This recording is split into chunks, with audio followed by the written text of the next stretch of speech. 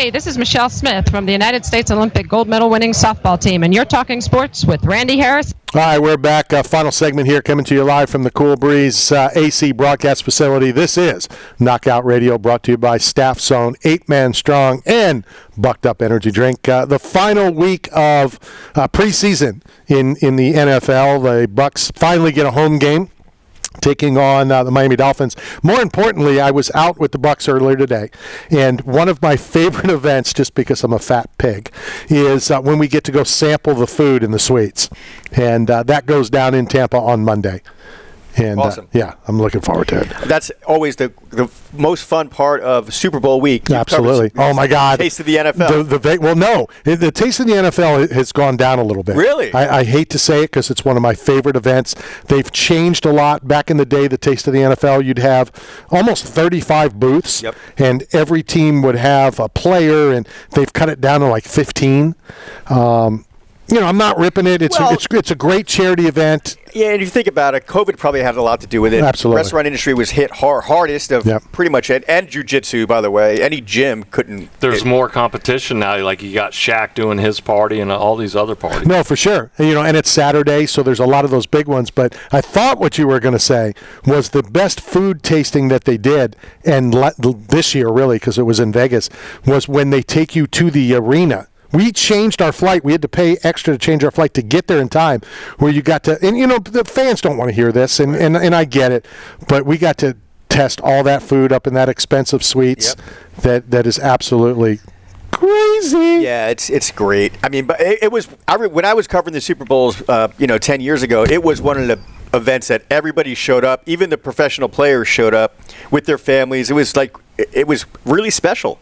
There was the charity event, if you remember the name of it, Steve, where we go to the house, and it's like almost the richest person in town. That's the Big Give Back or something like that. That's Michael Bay, the producer. Well, that's the one we did his in Miami. Big Give or back. All right, go ahead. We went to the one in Atlanta, which was crazy, and my brother, I brought him, and he's just sitting there because he was, can I get out of here? And he sits down, and the guy starts talking basketball with them, and then the next thing you know, CeeLo Brown's sitting there with them, and they're talking Israeli basketball and all this kind of stuff. But, the parties are better than the game. But back to what, NFL final preseason game. Are you an NFL guy? Are you watching games? Or you do predictions? What do you do? I do watch games. Unfortunately, I don't, I try to watch as many games as I can, but I can't afford the Sunday ticket anymore. It's too expensive. And, if you cut the cord, you can't watch a local game unless you go to a bar. So I've got all of these restrictions. The only time I can guarantee to see a game in my home is Thursdays because of the Prime and the Amazon Prime deal. Other than that, I'm running around bar to bar, see who's showing the Bucs game, who's showing the Jets game, who's showing the Patriots game. It's expensive. I might as well get the Sunday ticket because I'm buying drinks everywhere I go. Everywhere you go, spending the money. So I'm a big proponent to, once you come somewhere, you become a fan there. Yeah, I agree. So I'm curious, are you still a New York fan? No, I'm a Bucs fan. Are you really? Absolutely. I'm a Lightning fan. And was this before you came down? No, not at all. So it's all switched? I was a New Jersey Devils fan. Don't forget, Martin Straka played for the Pittsburgh Penguins, then he played for the Devils, played for the Rangers. So I'm a very close follower of hockey. But when I came down here, I went to a Lightning game, and I was so impressed that I've just became a fan. Not just because I live in Tampa, but the production. Emily Arena was so inviting. Stanley Cups had nothing to do with it? No, not at all. I didn't care about that. I honestly didn't. I just loved the experience of going to Emily Arena. There's not a bad seat in Emily Arena. Well, there is if you're at a concert and you're sitting next to a really big dude who stands up the entire concert. That happened to me. I had a concert. I went to see Pantera, and basically I just looked at some dude's back of his shirt the whole damn time. I was not happy about that. I hate standing. It's ridiculous. I bought a ticket to sit and enjoy it. I'm going to stand. And I'm watching it. You bought a seat. I bought a seat. Yeah, okay. It's like rented ridiculous. This guy, and he was huge too. I'm like, come on, dude. As a rock and roller, as a performer, Steve, do you guys notice that when you're on stage, whether people are sitting or people are standing? Yeah, most musicians. Depends on what genre of music you're doing too. But most musicians want the people standing. It gives them a better experience. Yeah, but it's not about their experience. It's about ours. Well, you just asked me. No, I know that. I know that. I was being a Matt. They're going to go through the whole process no matter what. I was at the Beacon Theater watching the Allman Brothers, and one of their biggest fans is Bill Walton. And guess where Bill gets to sit? At the very front row. And guess what Bill does? He stands up. And you know who Bill Walton is? Yeah. He's only like 6'9". Or 8'10". Yeah, he's humongous. Right. And or 8'10", yeah, whatever. And people are screaming down in front. He's just laughing. I was sitting with Greg Gumbel, and we're both like watching this, and he's just like, "That's Bill." I'm like, "Bill won't sit down." We went to Frank Gumbel's cousin, his brother. Yeah. Brother. Okay. And then your cousin, that's a hockey player. How many T's are in his name?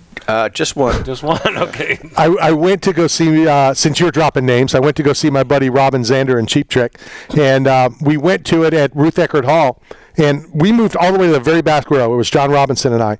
That way, I'm going to stand because there's nobody behind me. I don't want to stand, when I'm blocking other people's. Yeah. So we're watching, and there's just this older couple, front row, dead center. Standing, rocking, everybody else is sitting except for this older couple. And I might have told you the story. It was Larry David. Oh, God. Yeah, so Larry David, and I guess it was his wife, Larry David, something Curb Your Enthusiasm. Yeah. He was the creator of Seinfeld. Oh, okay, very good. Okay, kind of a big deal. Kind of a big deal. Absolutely. Yeah. What's up with your band? Don't worry about my And his wife's Lori David. She was a very big environmentalist who used to get on a private jet from L.A. to New York to do the Today Show, then fly back on her private jet. All to talk about how people are ruining the environment and killing the ozone layer with, aerosol sprays and having too big of houses. And she just took a private jet to and from L.A. to do a 10-minute segment on the Today Show. Talk about a hypocrite. But I digress. Now, back to the band thing, right? So the band thing, it's been a surprise the whole time.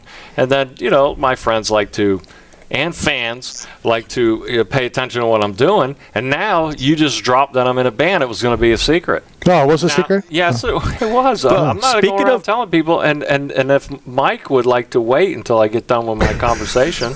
Okay. So anyways, we have like a dilemma like you had earlier today. We are going to be paid big for one particular gig. Guess what day it happens to be on? The 16th. Is that the wedding day? Oh, the wedding day's the 2nd. Just right on the 2nd. Really? No, I'm just kidding. But it's right around there. Our first our first gig is a day before Halloween, I think. Yep. That's it. So, all right, go ahead. Do you want to tell people where so they can come see you, or you don't want people there? I don't care if people go there. I know where it is already. I could have broke this story earlier. He told me. I mean, I told him. Yeah. I tell my friend. I was going to say, are we going to Gulfport today to see your friend's band? I'll see if he's doing it today. Yeah, absolutely. Greg Billings. We just recently saw him, didn't we? Yeah, we did. We saw him outside of 5 Men Fighting. 5 for Fighting. I know what it is. But, hey, he gets enough, accolades or whatever like that. I don't need to give him any more. Go ahead. And I knew the answer earlier about, what venues you play at and everything like that. But Matt's not here, so he's the only guy that needed to know that information. Okay, cool. What's going on with the YouTube channel? Oh, the YouTube channel? Okay, so basically the YouTube channel is none of your business. Yeah, I know. I was going to go there, and then I decided not to. And then you're talking to me, and I'm not going to give you anything exciting, but the YouTube channel is basically out of control. Now, here's one thing this is what's happening right now. So we have a whole bunch of videos, and then now that it's really getting discovered, people are going back and seeing all the other ones. So when you don't see real big numbers somewhere, it's spread. We're almost out of time, but we're at how many million views? It's like just under 30 million. Almost 30 million views. Steve, you've done an awesome job. We want to thank you for that. And I want to thank everybody for tuning in as well. You guys were part of it. Just thanks for all the arguments and all that stuff and putting people down, each other down and stuff. See everybody next week. This is Knockout Radio. I'm trying to think what was Hi, this is Ozzie Smith, and you're talking sports.